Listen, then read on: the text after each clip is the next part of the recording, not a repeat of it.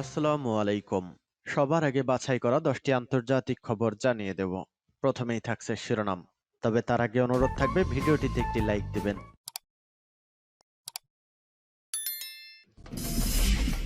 জানিয়ে দেব সর্বশেষ আপডেট আন্তর্জাতিক সংবাদ। শুরুতেই শিরোনাম। ওডেসা বন্দরে ব্যাপক হামলা, শস্যের গুদাম ধ্বংস।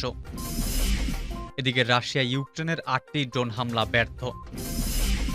নতুন রূপে ছড়াতে পারে করোনা, ফের হুঁশিয়ারি। এবার চীনের প্রতি ভাবমূর্তি বদলানোর আহ্বান। ইমরান খানকে আদিয়ালা কারাগারে স্থানান্তরের নির্দেশ।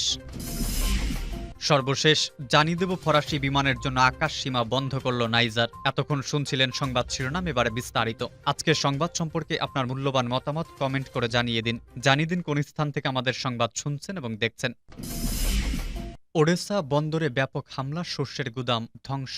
ইউক্রেনের সামরিক বাহিনী জানিয়েছে সোমবার ভোরে ইউক্রেনের ওডেসা বন্দরকে লক্ষ্য করে ব্যাপক বিমান হামলা চালিয়েছে রাশিয়া। এতে শতাধিক শস্যের গুদাম ধ্বংস হয়ে গেছে। ইউক্রেনের দক্ষিণের প্রতিরক্ষা বাহিনী মেসেজিং প্ল্যাটফর্ম টেলিগ্রামে বলেছে, রাশিয়া দেশের দক্ষিণে আবারও আক্রমণ করেছে। তুরস্কের সংবাদ মাধ্যম ডেইলি সাবাহ জানিয়েছে, জুলাই মাসে যখন মস্কো কৃষ্ণ সাগরের শস্য চুক্তি বাতিল করে, তার পর থেকে রাশিয়া দক্ষিণ ওডেসা এবং মাইকোলাইভ অঞ্চলে ইউক্রেনের শস্য রপ্তানিকারক অবকাঠামোর উপর আক্রমণ বাড়িয়ে দিয়েছে। এর আগে তুরস্ক জাতিসংঘের মধ্যস্থতায় রাশিয়া ও ইউক্রেনের মধ্যে ওই চুক্তি হয়েছিল। ইউক্রেনের দক্ষিণাঞ্চলীয় সামরিক কমান্ডের মুখপাত্র নাটালিয়া গুমেনিউক বলেছেন, রাশিয়া দৃশ্যত আমাদের বিমান প্রতিরক্ষার সক্ষমতা পরীক্ষা করার চেষ্টা করেছে। টেলিগ্রামে বলেছেন, তারা জানে যে বন্দর অবকাঠামো আমাদের অঞ্চলের জন্য একটি অগ্রাধিকার বিষয় এবং এটি নির্ভরযোগ্যভাবে সুরক্ষিত। সে কারণেই আজ রাতে যে হামলা চালানো হয়েছে তা ছিল ব্যাপক ও সম্মিলিত। ইউক্রেনের দক্ষিণের প্রতিরক্ষা বাহিনী জানিয়েছে, রাশিয়া ওডেসাতে ১৯টি ড্রোন এবং ২টি অনিস সুপারসনিক ক্ষেপণাস্ত্র নিক্ষেপ করেছে এবং ১২টি ক্যালিব্রো ক্রুজ ক্ষেপণাস্ত্র নিক্ষেপ করেছে। ইউক্রেনীয় বিমান বাহিনী বলেছে, একটি জাহাজ এবং একটি সাবমেরিন থেকে ক্যালিব্রো ক্ষেপণাস্ত্রগুলো উৎক্ষেপণ করা হয়েছে। তারা আবারও দাবি করেছে যে ১৯টি শাহেদ এবং ১১টি ক্যালিব্রো ক্ষেপণাস্ত্র গুলি করে ভূপাতিত করা হয়েছে। ওডেসার আঞ্চলিক গভর্নর ওলেগ কিপার টেলিগ্রামে বলেছেন, হামলায় ওডেসার ২ বেসামরিক ব্যক্তি আহত হয়েছেন। তাদেরকে হাসপাতালে চিকিৎসা দেওয়া হচ্ছে। রাশিয়া ইউক্রেনের ৮টি ড্রোন হামলা ব্যর্থ।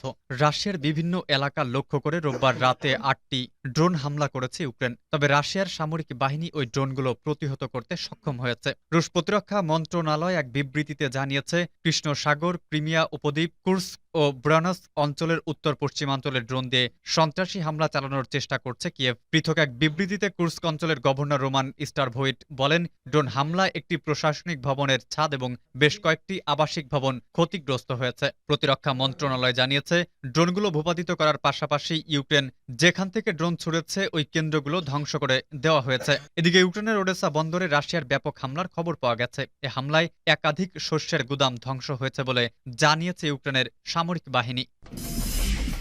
নতুন রূপে ছড়াতে পারে করোনা, ফের হুঁশিয়ারি। ফের ছড়াতে পারে প্রলয়ঙ্করী মহামারী করোনা ভাইরাস, নতুনভাবে নতুন রূপে। আর এই সম্ভাবনা অত্যন্ত প্রবল বলে জানিয়েছেন চীনের ইউহানের ইনস্টিটিউট অব ভাইরোলজির প্রধান ভাইরোলজিস্ট শি জেংলি।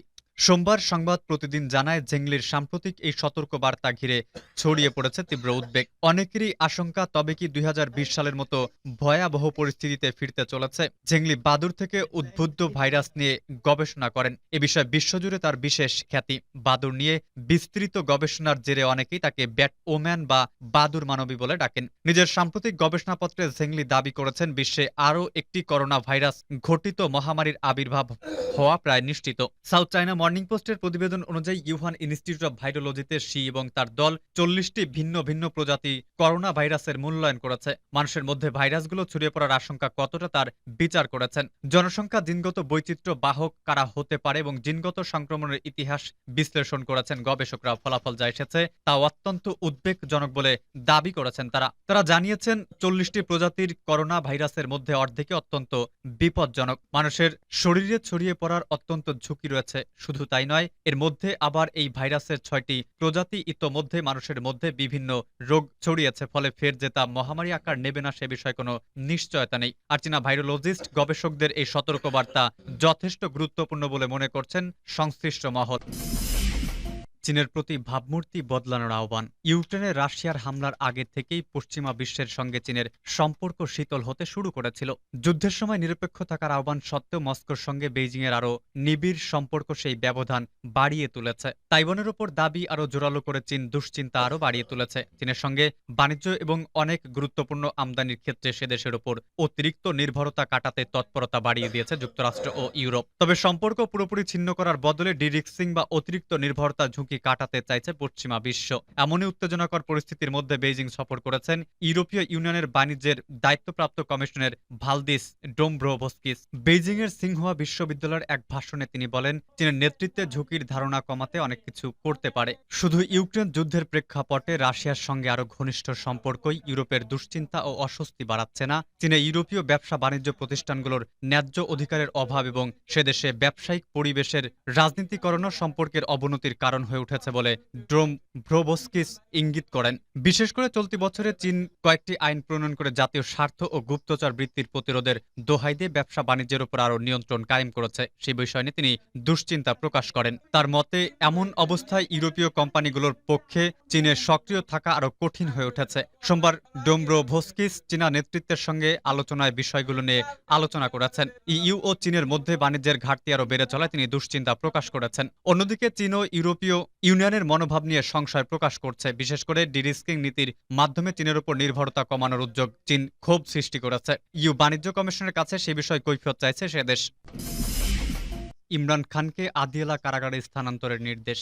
পাকিস্তানের সাবেক প্রধানমন্ত্রী ও পাকিস্তান তেহরিক ইনসাফের চেয়ারম্যান ইমরান খানকে আদিয়ালা কারাগারে স্থানান্তরের নির্দেশ দিয়েছেন ইসলামাবাদ হাইকোর্ট। সোমবার এই আদেশ দেন আদালত। প্রতিবেদনে বলা হয়, পিটিআই প্রধানকে কারাগারের সুবিধা প্রদান সংক্রান্ত একটি আবেদনের শুনানির সময় আদালতের পক্ষ থেকে এমন আদেশ আসে। বলা হয়, ইসলামাবাদে মামলা দায়ের করা একজন বন্দীর বিচারের কার্যক্রম ওই কারাগার থেকেই পরিচালিত হওয়া উচিত। শুনানির সময় ইমরান খানের আইনজীবী অ্যাডভোকেট শের আফজাল মারওয়াত একটি ব্যায়াম মেশিনের সুবিধা দেওয়ার অনুরোধ জানিয়েছিলেন। এদিকে পাকিস্তানের তত্ত্বাবধায়ক সরকারের প্রধানমন্ত্রী আনোয়ারুল হক কাকার মনে করছেন, পাকিস্তান তেহরিক ইনসাফের চেয়ারম্যানকে বাদ দিয়েই অবাধ ও সুষ্ঠু নির্বাচন আয়োজন করা সম্ভব। পাকিস্তানি সংবাদ মাধ্যম জিও নিউজ জানিয়েছে, তোষাখানা দুর্নীতি মামলায় দোষী সাব্যস্ত হওয়ার ৩ বছরের কারাদণ্ড ভোগ করছেন পিটিআই চেয়ারম্যান ইমরান খান। এর বাইরে আরও শতাধিক মামলা ঝুলছে তার বিরুদ্ধে।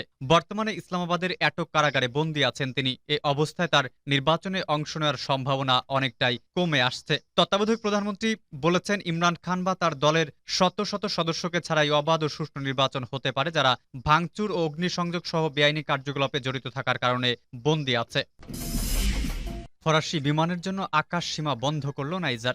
নাইজারে ক্ষমতা দখলকারী সেনারা ফরাসি বিমানের জন্য দেশটির আকাশ সীমা বন্ধ করে দিয়েছে। Agency for aerial navigation safety in Africa and মাদাগাস্করের বরাত দিয়ে রোববার বার্তা সংস্থা এএফপি জানিয়েছে, ফরাসি বিমান বা এয়ার ফ্রান্সের বিমান সহ ফ্রান্সের চার্টার বিমান বাদে নাইজারের আকাশ সীমা সকল অভ্যন্তরীণ এবং আন্তর্জাতিক বাণিজ্যিক ফ্লাইটের জন্য উন্মুক্ত হতে বলা হয়েছে। এপির অনুসন্ধানের জবাবে এয়ার ফ্রান্স বলেছে যে তাদের বিমান নাইজারের উপর দিয়ে উড়ে না। জুলাইয়ের শেষ দিকে নাইজারের একদল সামরিক বিদ্রোহী প্রেসিডেন্ট মোহাম্মদ বাজুমকে অপসারণের ঘোষণা দেয়ের পর তারা দেশ পরিচালনার জন্য জেনারেল আব্দুর রহমানের টিচিয়ানির নেতৃত্বে national council for the safeguard of the homeland প্রতিষ্ঠা করেন। এর জবাবে economic communist of west African state ইকোওয়াস সংস্থায় নাইজারের সদস্যপদ স্থগিত করেছে এবং দেশটির উপর কঠোর নিষেধাজ্ঞা আরোপ করেছে। তাছাড়া ইকোওয়াস নেতারা বাজুমকে মুক্ত করতে এবং তাকে মুক্তি না দিলে পরিস্থিতি সামরিক সমাধানের বিষয়ে নাইজারের সেনাকে সতর্ক করেছেন। রাজনৈতিক বিষয়ক ইকোওয়াস কমিশনার আবদেল ফাতাহ মুসা 18 আগস্ট ঘানায় ব্লকের সামরিক প্রধানদের একটি বৈঠকের পর বলেছেন যে নাইজারের সামরিক হস্তক্ষেপের সঠিক তারিখ নির্ধারণ করা হয়েছে, তবে এটি আনুষ্ঠানিকভাবে ঘোষণা করা হয়নি।